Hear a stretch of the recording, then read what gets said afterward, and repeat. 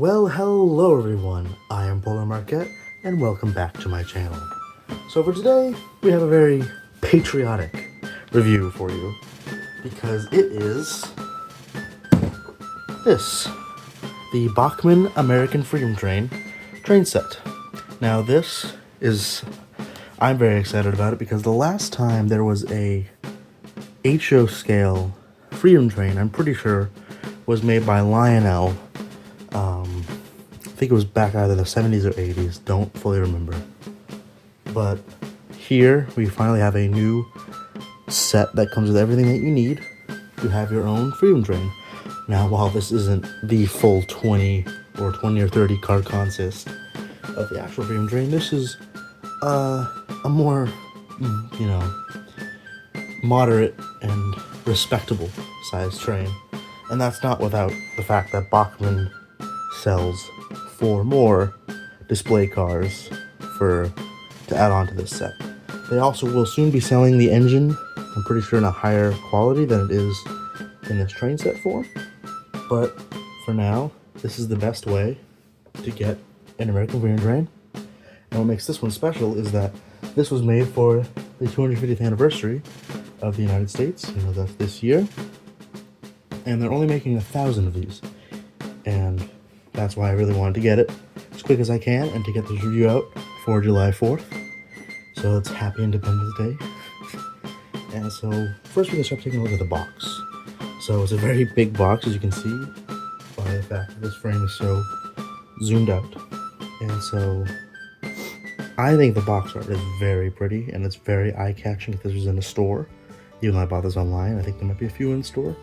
But it's very nice, but it's not too much, I think. It has the American Freedom Train logo, the newer modernized Bachmann logo, it has the 250th logo down at the bottom, but also shows what you're getting in the set pretty clearly. It has the engine, the GS4, has the observation car, and the 2 showcase cars. Now, just on this first impression of the box, something that worried me is I've seen on some of the reviews online, people were getting these damaged right from the factory. Now this, I have not opened this since then. This has been the exact way it has been since I unboxed it from the packaging, but not the actual box.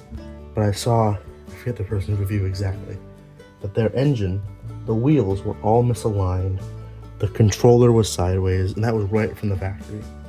It's really too bad for them. I feel bad that they got a defective product, but so far from my first impressions, everything looks pristine and perfect, and it should work just fine. But I guess we'll see that later in the video if it does work perfectly, and if so, that'll be a whole different topic. The one thing I did notice is that when this was shipped, there's been a little bit of damage around the box area. There's some warping, and the engine has been bouncing along the plastic, this packaging plastic, because there's some plastic fatigue. When plastic stretches it gets a little white, and there's some of that right here. And so now let's turn the box around to see the back of it, which also has another nice depiction of the train. Tells you everything you get in the track, everything you get in the set, including the track, controller, the engine. Talked all about what the bicentennial was, and now that it's the semi-quincentennial, they wanted to make this set. You can pause and read this if you want, but I'm more interested in what's in the box, so now let's get to that. Alright, so to unbox this, we have to choose one of the sides to use the tabs. I think I'll go with this side, so we can actually stack this one over here. There we are. Alright, so now it's just a single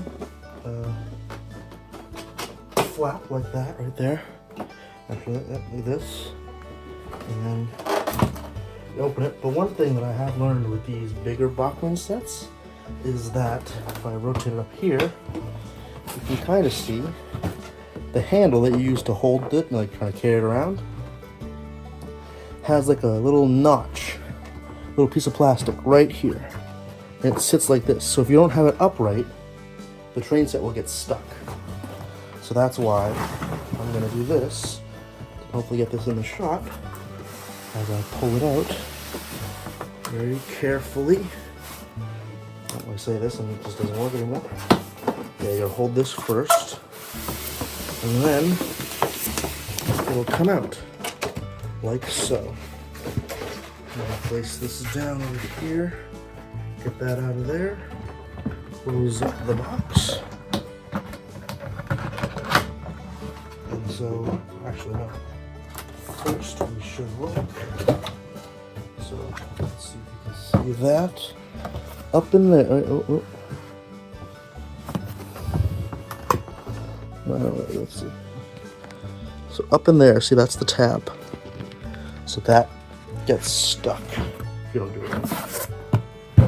Alright, so now that we have it out of the box, we can take off this plastic layer that keeps everything in. And kind of plus things just static. So now let's start with the observation car. We'll start on the back of the train first. So we'll pull that out. And we'll bring it up here. We'll do closer looks later. But so this is our last car on the train. The observation car. So as you can see, it's very nicely painted. Very glossy. Makes it look almost very metallic in that way, not like the cheap plastic. You got your nice little back. You got the front, so out front, the side, and I guess the front or back, depending on which way you want to call it. But one thing I noticed that this makes this different than regular train sets. Sure, it doesn't have the most amount of detail on the bottom, but from the side it looks good. But the truck set's pretty well detailed, if it'll focus, and there's metal wheels. The reason for that, of course, being that every one of these cars has lights in it, which is very nice. And what else? The couplers. So it'll focus, please. Are sprung. They have little springs on them, which is very nice. Oh, the diaphragm moves too. That's cool. And there are even, if you can see that, little chairs and stuff in this car. Yeah. We'll look at those a little later, a little closer. That's our first car. Then we have the second to last car. The second of the two display cars, the showcase cars. So here we have the showcase car, very nice. Same things, lights sprung. No diaphragm that is sprung on this one. We'll look at that later. That's very nice. Of course, we have our last car. Very similar to the last one, just different stuff on the inside, which we'll look at later. And we'll do the tender first. Now this, I love the paint job first. I will say first things first. One thing I'm really liking though that I'm seeing now is you can see that the paint is glossy, but the black is matte, so it has a really nice contrast. And so this doesn't seem to have any power pickups right now. It's a little bit unfortunate, but that's okay. Molded ladders. Some nice walkway detail. Not bad, not bad. And then, of course, what we're all waiting for, the engine itself. So here we have the American Freedom Train Locomotive. Also, I love the contrast from the black to the shiny. I don't even want to touch it, but I have to. The front looks great. Curious how the headlights are going to look. It's very nice. The one thing I'm noticing is I still never understand what Bachmann, why they put a little thing up there. But the coupler, that goes down. It's all great detailing. All my wheels seem to be in order, unlike the other YouTubers I've seen. So we will. There's our engines. So then we also now have the controller. I don't know if I'll be using this because I already have a better controller, but it's this one. These work great. I just have the Bachmann Spectrum one that we might use later. We'll see. Look a little closer. I most likely will not be using this track, as I recommend if you ever get a Bachmann train set and you plan on using it long term, don't use these tracks, because this is Bachmann's steel alloy track, and the issue with steel is it rusts over time. So these tracks, with enough extended use and enough just exposure to the open air on your layout or whatever you're trying to do, they will rust. They're very hard to maintain clean. So what I recommend is, with the layout behind me that I have, that uses a thing called nickel silver track from Bachmann.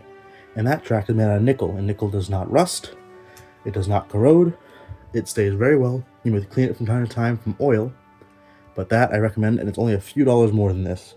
So don't use this. I still don't know why they put this in train sets, especially in a train set as premium as this.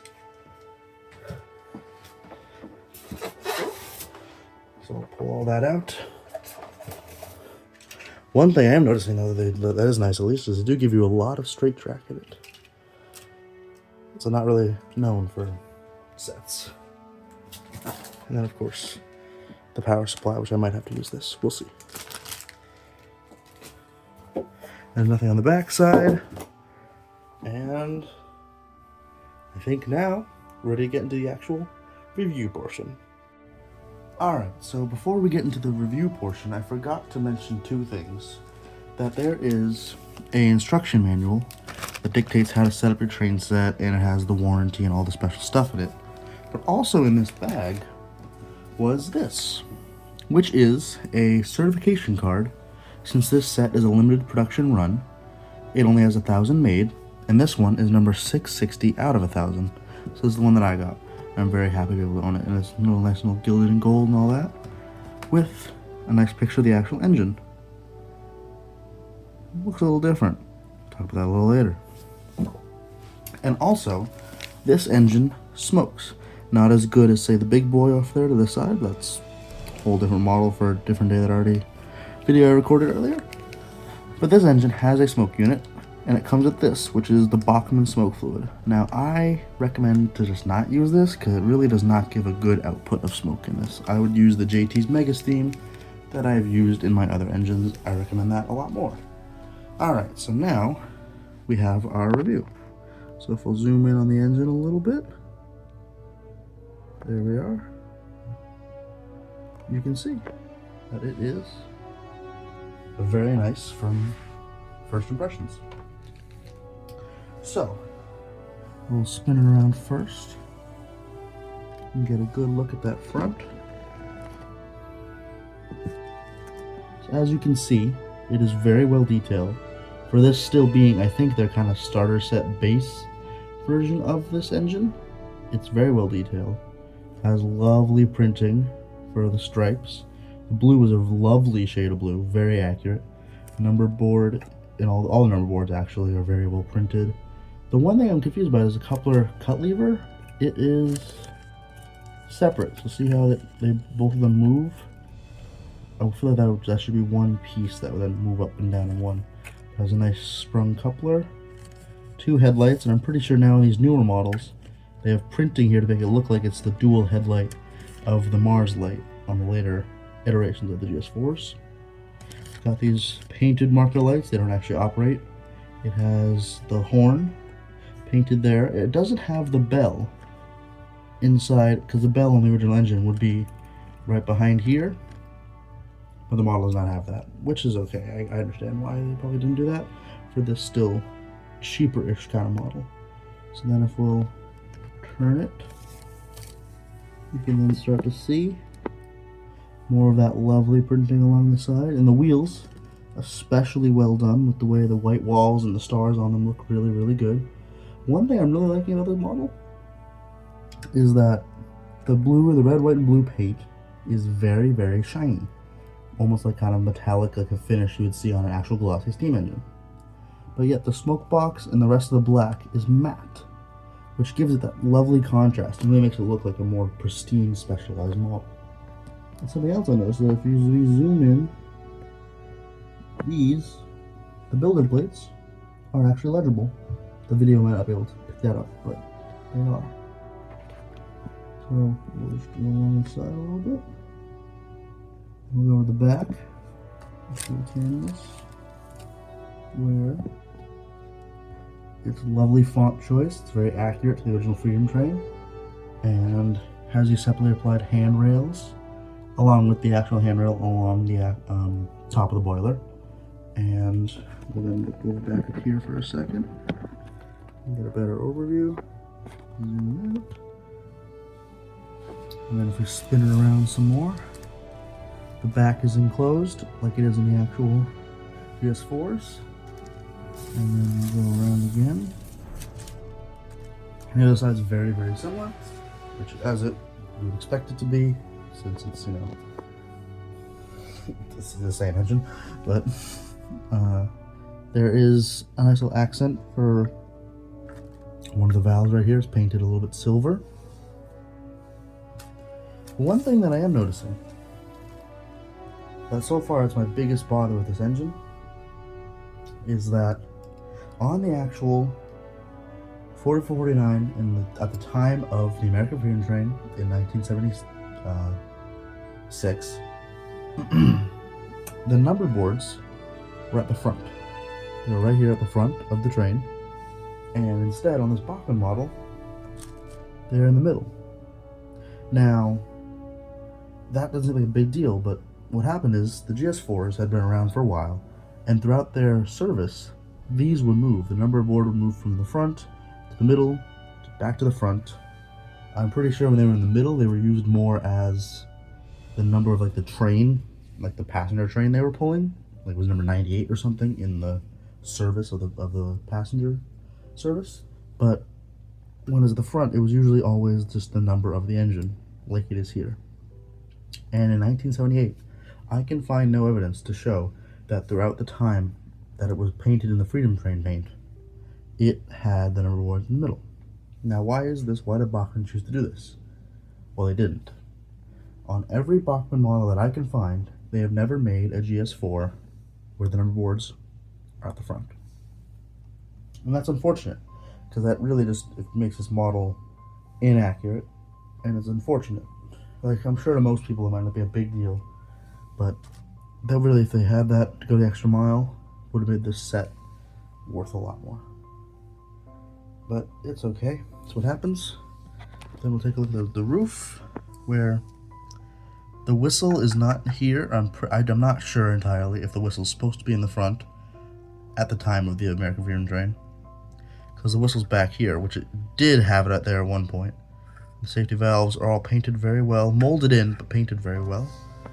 And then I just think this is still, the paint is the best part of this model, just because the Bachmann GS4 isn't the best. There are much better ones, like the Broadway Limited, or even the MTH one for that matter. But this, at least from my perspective, this looks really, really good, and the paint is very well applied, very well painted. So now we'll move on to the tender. So I'll get you out of the way. And get the tender in here. So the tender, very similar, as you know, they're one and the same train, but the paint is still the same exact. I'll turn it so you can see it in the way a little better. Yeah, the paint is very well applied, and it's that same matte black versus the glossy red, white, and blue. I guess white, red, and blue. But in the American Freedom Train, printed very well on the side. The stars, very well done. And the trucks, you know, this isn't exactly the most detailed model, but it still is very well done. What's molded in there is molded brilliantly. You can see the underside. There's not very much. There is a hole for speakers, so I guess if you wanted to make this DCC fitted, you could, because this is only a DC starter set.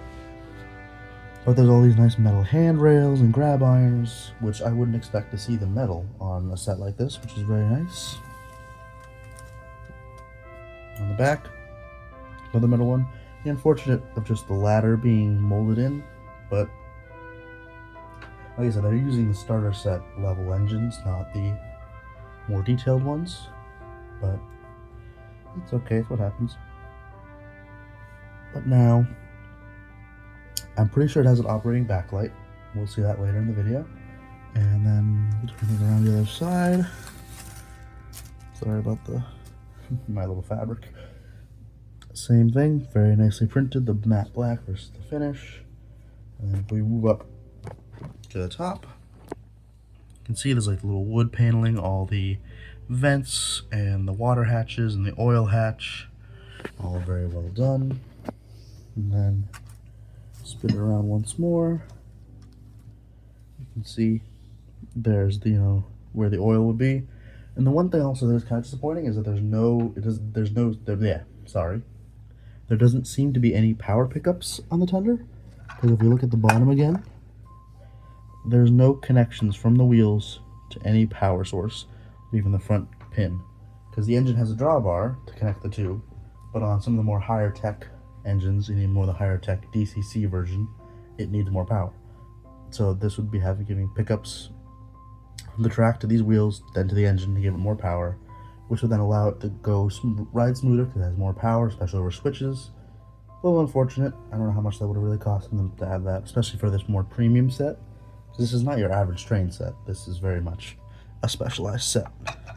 So I think they could have really gone all out and made it, worth that $450 price tag from retailers, or I think it was like $650 from them, which that seems insane. So now we'll go to the first showcase car. Alright, so this is the first showcase car. This is number 40. And this is where this set really starts to shine, because these are all new molds and these custom models just for the Freedom Train. No other train that I know of was using these kind of cars, which is very nice that this is the whole point of the set. This is what makes this set stand out from just, say, getting the engine, or even the older Lionel Freedom Train set that they made that now has skyrocketed in price, because that was the only ever Freedom Train cars you could ever get for the longest time. Because Bachmann made the engine, but they never actually made cars to go with it. And the one thing that I think is a little sad is that these cars are on the same level, if not worse, than those cars. And that is for the fact that the models on the inside of the cars are just cutouts. Now, I know Bachmann stated that they would be simulated models of the actual items on the American Freedom Train. When you say simulated, you would expect them just to be tiny models of them. That's what the simulated part of it is. But no. If we look closer, they are just 2D cutouts. Turn it this way, they are just cutouts. The Oldsmobile, that, and that. You can especially see this. It's literally just this clear acrylic plastic in there. That's something I thought was just kind of frustrating. But it's what happens. Because that's, for this being such a specialty set, you would think that they could just mold little tiny things. Because that's the older Lionel set. They had little molded, unpainted, I say, but molded items in those windows. But it's whatever, that's like as a project to modelers that they want to make little items actually fit in there. Because the one thing this really has the step up on the older model is two things. One, the painting. It's much more crisp. It's much more legible. Like all these little plates, these little plaques are actually legible. You can read them. You might need a magnifying glass to read them, but you can read them. And these cars also are all lighted. So the displays inside do light up when they're on the track, which that's a really cool feature, I think. So we'll just spin it around here. So then the fronts, there's not really much to talk about there. They have the couplers, they move. There's no like sprung diaphragm on these cars or anything. And most of the detail is molded in. That's just because these are, still starter set kind of level cars. And if you look underneath, they have virtually no detail, which is very unfortunate. They could have at least molded in a little more detail than just these two boxes. I guess if you're seeing it just like that, it's okay, but there's still just so much missing that I think it's unfortunate. And then we'll get to the next car, which is the same exact mold. This is number 41. That other one was 40. And this car has the same issues. Since the same mold, it has the same concept where everything inside is just molded in. Like I said, Liberty Bell or Locomotive, I guess. Just molded in. Just a little plastic acrylic sheet printed with it on it. And there's The map actually makes the most sense for it being molded because that'd be a flat. But like rover, see the texture? It's just 2D. Same thing on this side. Like the map makes the most sense, but the bell really suffers from it. I guess now I can kind of see if we focus. You can see the plaques. They are all legible, which is still really cool. But yeah, the printing is great. The truck detail is pretty good. But yeah, just the bottom is just so blank. It's just really depressing. Oh, and there's like molded grab irons and stuff. Those are okay. You know, you probably could upgrade these if you want to. I might do that later to get, add some more stuff on the bottom, maybe, or actually make new models to go in inside it. But it's okay.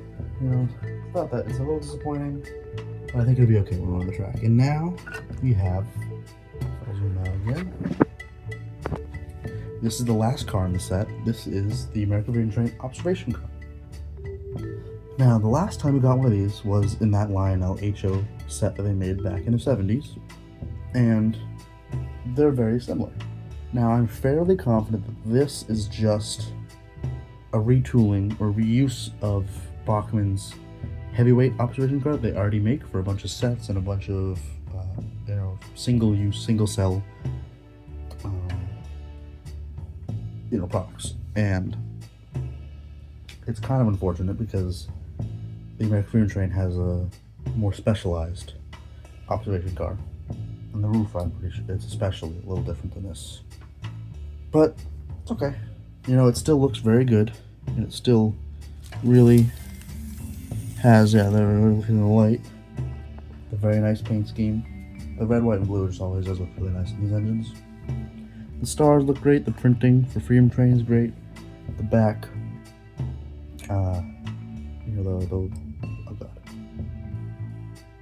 platform. There we go. I couldn't remember the word. Looks very nice. You know, it's goldish.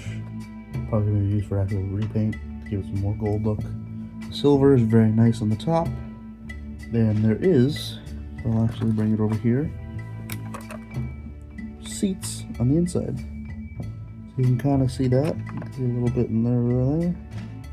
There are in fact seats inside, which I thought was pretty cool. They're unpainted, but you know, the trucks look just as good as the other ones.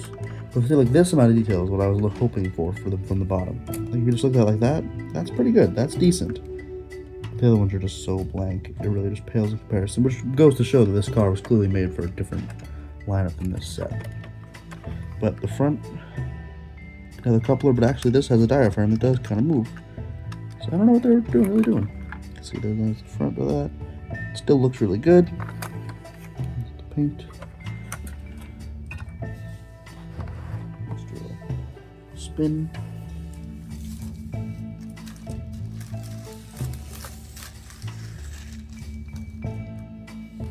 Alright, so now I think we should do a comparison of the engines from the DCC line to this DC line. This is to compare the differences in quality and or detail. Alright, so right now we have the comparison between the 2026 Freedom Train GS4 and the early 2000s Bachmann GS4 with DCC on board. I say early 2000s because this engine is virtually unchanged since they introduced it in 2004. I'm pretty sure I picked this up around 2019, but they haven't changed it since that time, so it's good for the comparison. So these are my two GS4s I have. This engine in the back is 4446. I unfortunately did not notice the number when I was buying it. I thought I was getting 4449, but that's a story for a different day. But for our comparison, it will work just fine. So everything I said about this engine, I'm actually now looking at both of them. They're very, very similar, and there's not that many differences between the much more expensive DCC and like sound value kind of equipped engines in the molding than the DC one. Sorry. So we'll start with the front. We'll bring them a little closer together. You can really look at the differences. If we zoom in a little more, let it focus. There's not really that many differences. Like, everything is the same. You know, the printing might be a little better on the more modern one, but you know, the molding is identical. Nothing has really changed. It all looks the exact same way. The paint is a little different, and the horn top it's a little different, just slightly. But the marker lights are all the same, not operational. The cut lever is still in two pieces on both of them. You know, the one thing I guess is the lights is that now in this newer one, you can't really see it yet, but there is like a little bit of paint to look like it's just two single lights, versus on the older one, it's just two lights. But it's the same thing on the top, you know, and if I turn to the side, I'll move it back with a space. You see ours, you see the older one, and it's the exact same. There's like virtually no difference. You know, the wheels and everything, side rods are all the same. I didn't know that. This is, I guess that's technically kind of an inferior DCC model. I mean, you can get the same thing in just DC, so you're paying for just the features with that model. Like even if you go up to the top, it's the exact same. Nothing's changed, and there is that number board, right? You have a number board here in the middle. It's unpainted on this one, so this is actually better than this. This has nothing on it. Yeah, the wheels are the exact same. In fact, like I said, this is better because there's a little bit of silver paint there. Nothing on this one. And we go to the back, right? It's the exact same. It's all identical. I didn't know that until right now. It's just all the exact same. I was kind of shocked. Well, let's see. Moving back out. But they are just almost identical. So I guess this just goes to show the quality, I guess, of the Bachmann mold hasn't really changed. It's the same thing with the tenders as well. Like, I thought this tender was less detailed than what I would expect from the DCC model. But looking at them now, it's the exact same. They just reused the exact same model and mold on both, which I was very surprised by now. All the problems I had with this one are also on this model. With the ladder being molded in, same thing. You know, the front lacking a lot of detail, same thing. At least they all both have the same handrails and stuff. But it's just kind of crazy to me how much is just the exact same with no changes from the more expensive. Like I said, this set is $450 in total. This engine is like $250, I think, retail, something like that. So half this set is the same as this. I just thought this would be more detailed, but guess not. So even on the, you know, bottoms, I guess I'll do this. They're the exact same. I thought this was undetailed. The only difference is the one on the bottom has the tender pickups that I was talking about. You can see some of these little white pickups. Because in this DCC, it has to bring power to the engine. So that's what it says, if you can kind of see. DCC right there. Actually, that just kind of, that explains now why there's the speaker hole in this one, because on the actual engine, it needs that, because it actually has a speaker. Actually, now I'm looking at it. Huh. Interesting. The speaker holes are different. Wonder why. I guess maybe they did update the model a little bit. Huh. Actually, this is more detailed. Yeah, they have definitely updated it, because now it has like the water gallon number on the back. Huh.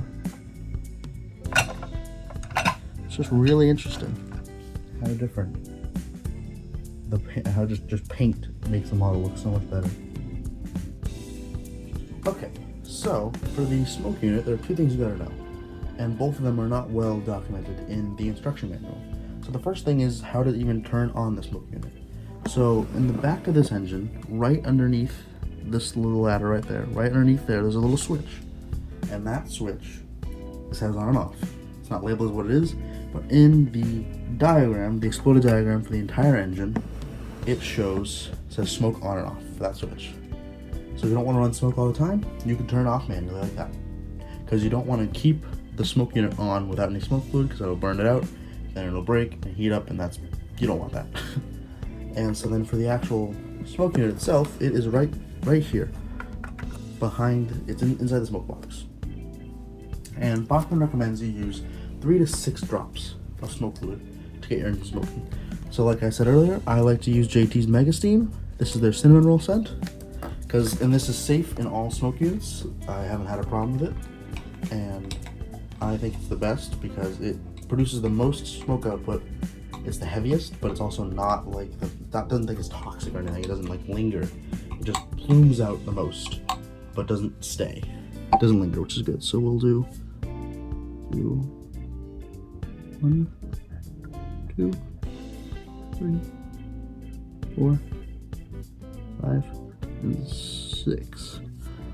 Like I said, one thing I also recommend is you always heed the warnings on smoke unit, and from the manufacturer, you don't want to add too much, because if you drown the smoke unit, that can also cause bad problems. So now I think we're ready to try and fire it up, because this engine runs on DC.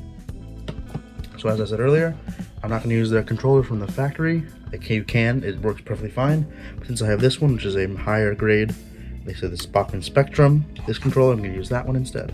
So since this engine isn't an analog DC engine or a DCC sound equipped engine, there are no sound effects or any features really to speak of from the engine itself, especially when it's like idling and there's power.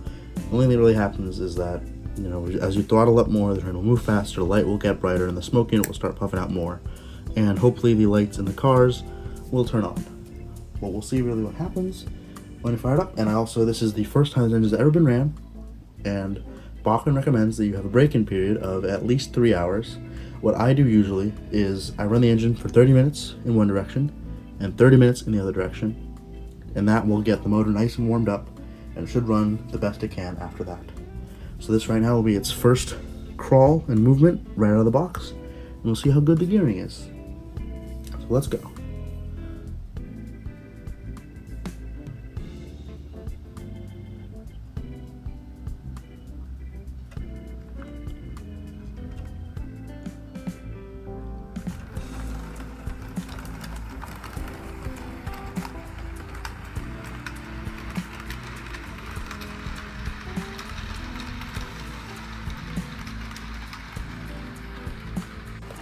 So one thing that I forgot to mention about this set before we get into the actual running session is that this is rated for 22 radius curves, as those are the ones that came in the set.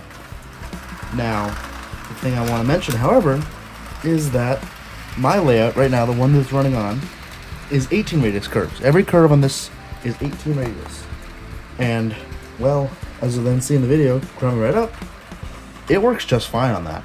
Now, I don't have any 15 radius curves, which is the smallest one that I'm pretty sure Bachmann makes to test it on, but it is running just fine.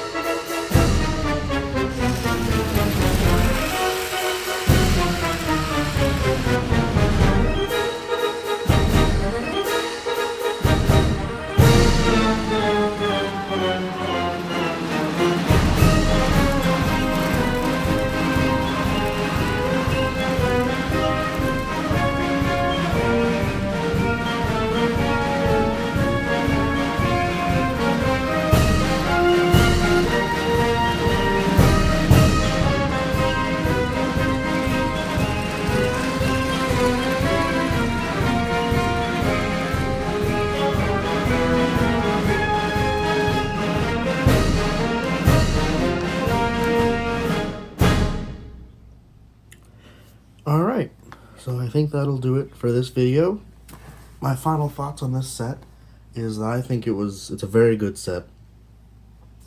You know, I've seen other people that have really just been dunking on it, thinking that it could have been a lot better, and that's true. It could have been a lot better, but now, looking at what Bachmann has in their catalog already, you know, with the GS4 engine they already have, and the fact that they made these new cars for it, I think there's something to be said for the effort that they went through to try to make this set the best it can be, while still, you know, because you have to think about the fact that this is still a manufacturer. They are still a company trying to sell something. At the end of the day, they need to make money on something.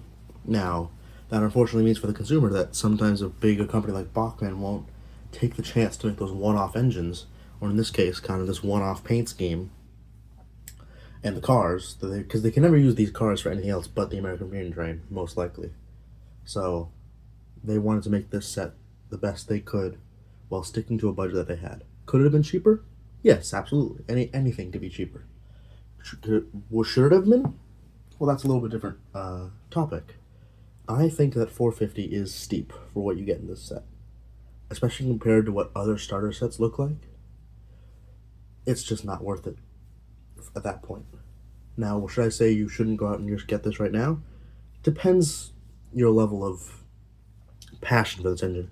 If you're just a casual person trying to get a very patriotic train for the 4th of July, this might not be the one quite for you.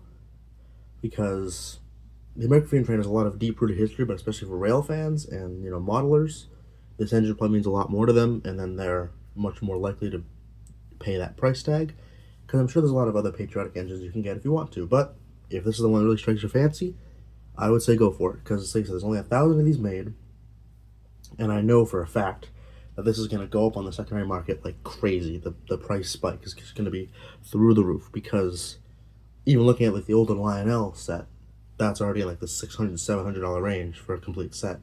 When this is $450 right now, this is going to spike up even more, because this has more features than that Lionel set.